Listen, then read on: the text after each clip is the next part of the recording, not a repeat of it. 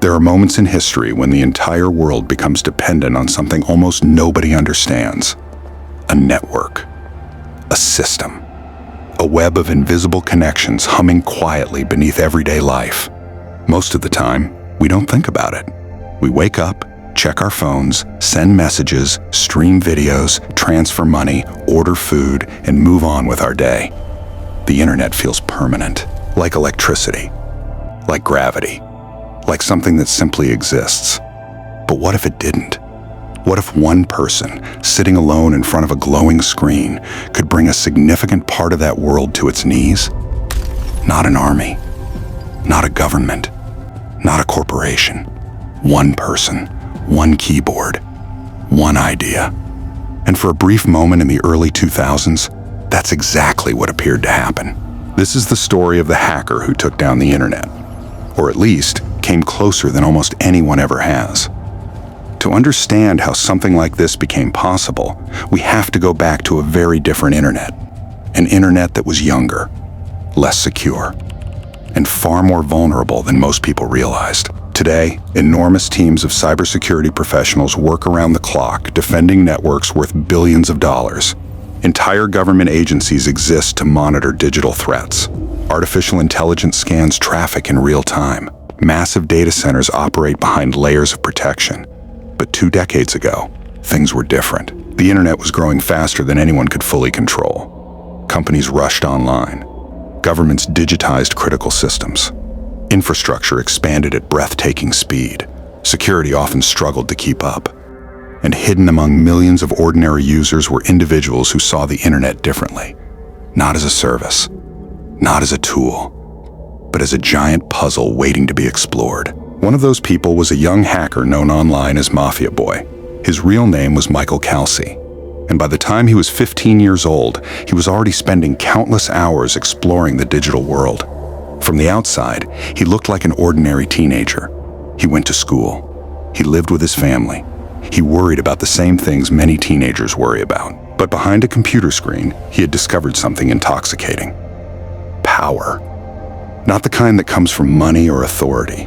The kind that comes from understanding systems other people don't. The internet rewarded curiosity. Every website, every server, every connection, every hidden vulnerability. To someone fascinated by technology, it felt like an endless maze. And the deeper he went, the more confident he became. At first, many early hackers weren't chasing financial gain. Some were motivated by challenge, others by reputation. Within underground online communities, status could be earned through technical skill, finding weaknesses, demonstrating knowledge, showing what was possible. In those circles, recognition mattered, and recognition could spread fast, especially when the target was enormous. By the year 2000, some of the biggest companies on Earth were rapidly becoming dependent on internet traffic. Websites weren't just websites anymore. They were businesses, financial engines, public platforms serving millions of users every day. Names like Yahoo, Amazon, eBay, CNN.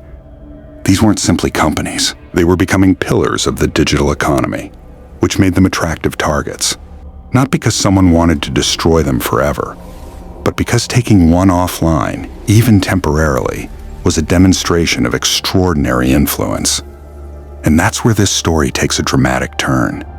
Because in February of 2000, something began happening that shocked the technology world. Major websites started failing. Users couldn't connect. Pages wouldn't load. Services became unavailable. At first, the disruptions seemed isolated. A technical problem, a temporary outage, something routine. But then more sites began experiencing the same issue. And then more. Some of the largest internet companies in the world suddenly found themselves under pressure from a threat many people had never heard of: a distributed denial of service attack. Today, cybersecurity professionals call them DDoS attacks. But at the time, most of the public had no idea what that meant. The concept was surprisingly simple. Imagine trying to enter a building through a single doorway. Normally, people move in and out without difficulty. Now imagine millions of people suddenly attempting to enter at the exact same moment. The doorway becomes overwhelmed. Nobody gets through. The building still exists, but access effectively stops. That's what happened digitally. Massive amounts of traffic flooded targeted servers. Legitimate users were crowded out. Systems struggled to respond. And one after another, major websites began disappearing from public view. The effect was immediate. Investors panicked. Executives scrambled for answers. Engineers worked frantically behind the scenes. News organizations reported the outages. For many people, it felt impossible. How could some of the biggest companies in the world be disrupted so easily? The answer revealed something uncomfortable. The internet was far more fragile than anyone wanted to admit. Behind sleek websites and billion-dollar valuations were systems that could still be overwhelmed, and the attacks kept coming. Yahoo was hit, then others. Amazon, eBay, CNN. Each incident increased the sense of urgency. Every outage became a headline. Every headline increased public anxiety. And somewhere behind the scenes, investigators began searching for whoever was responsible. At the time, theories spread quickly. Some suspected organized crime. Others suspected foreign governments. The scale seemed too large for a single individual. The targets were too important. The consequences too significant. Surely this had to be the work of professionals. Surely it had to be a sophisticated organization. But reality turned out to be far stranger, because the investigation eventually led to a teenager. Not a master criminal, not an intelligence agency, a teenager. The discovery stunned people. How could a 15-year-old possibly be connected to attacks affecting some of the world's largest websites? The answer lay in a lesson that continues to shape cybersecurity today. Technology is only as strong as its weakest point. Investigators discovered that compromised computers had been used to generate enormous amounts of traffic. The attacks relied on networks of systems that had been quietly taken over and directed towards specific targets. Instead of one computer generating requests, many computers acted together. The combined effect created overwhelming pressure. What seemed like an unstoppable force was actually built from countless smaller pieces. And that realization changed everything. Because suddenly, cybersecurity wasn't just about protecting individual systems. It became about understanding entire ecosystems, every connected device, every network, every potential vulnerability. The case attracted enormous attention. Law enforcement agencies became involved. Technology experts analyzed what had happened. Media coverage intensified. And throughout it all, the public watched closely. The story captured something deeper than technology. It challenged assumptions. People wanted to believe that massive corporations were untouchable, that sophisticated systems were inherently secure, that scale guaranteed safety. The attacks shattered those assumptions. If a teenager could disrupt some of the biggest names on the internet, what else was possible? The question lingered, and in many ways, it still does. Eventually, authorities identified Michael Kelsey. Legal consequences followed. Public scrutiny followed. The story that had begun with online curiosity transformed into an international lesson about responsibility. Years later, Kelsey would speak publicly about the experience.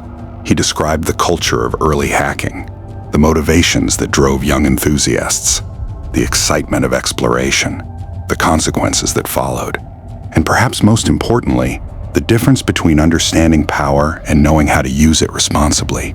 That's a lesson many technologies eventually teach, whether it's aviation, nuclear energy, artificial intelligence, or the internet itself. Every powerful tool creates new opportunities and new risks. What makes this story remarkable isn't simply the scale of the attacks, it's what they revealed. The internet wasn't a finished invention. It was an evolving system built by humans, and human systems always contain flaws. Some flaws remain hidden for years. Others reveal themselves dramatically. The attacks of 2000 became a wake-up call. Companies invested more heavily in cybersecurity. Governments expanded digital defense efforts. Researchers developed new protections. Awareness increased. An entire industry accelerated because of lessons learned during those chaotic days. In a strange way, one of the internet's biggest disruptions helped make the internet stronger. But perhaps the most fascinating part of this story isn't technological at all. It's psychological. Because curiosity is a powerful force. The same curiosity that drives engineers to build new systems can drive hackers to explore them. The same desire to understand can create innovation or unintended consequences. Curiosity itself isn't good or bad. It's directionless. What matters is where it leads. And that's why this story continues to resonate decades later. Not because a website went offline, not because headlines were written, not because billions of dollars moved through digital networks, but because it reminds us of something deeply human. Behind every piece of technology is a person. Behind every system is a decision. Behind every innovation is curiosity. And behind every vulnerability is the simple reality that nothing humans build is ever truly perfect. Today, the internet is vastly larger than it was in 2000. Faster, more secure, more complex. Yet the lesson remains unchanged. The systems we depend on most are often the ones we understand the least. Every message sent, every transaction processed, every video streamed, all of it depends on invisible infrastructure working exactly as intended. Most days, it does. Most days, we never notice. But occasionally, a story emerges that pulls back the curtain. A story that reveals just how interconnected everything has become and how much trust we place in systems we cannot see. The hacker who took down the internet didn't actually destroy it. The internet survived. It adapted. It evolved. In many ways, it became stronger. But for a brief moment, a teenager exposed something the world needed to learn, that even the most powerful systems can be surprisingly fragile. And that understanding those systems can sometimes be more powerful than anyone expects. Maybe that's the real story. Not one of destruction, but of discovery. A reminder that technology shapes our lives, and that the people who understand it often shape history, whether they mean to or not. Because somewhere, right now, another curious teenager is staring at a screen, learning, exploring, asking questions, wondering what's possible. The future of technology may depend on what they discover, and on whether they choose to build new doors, or simply test the ones already standing open.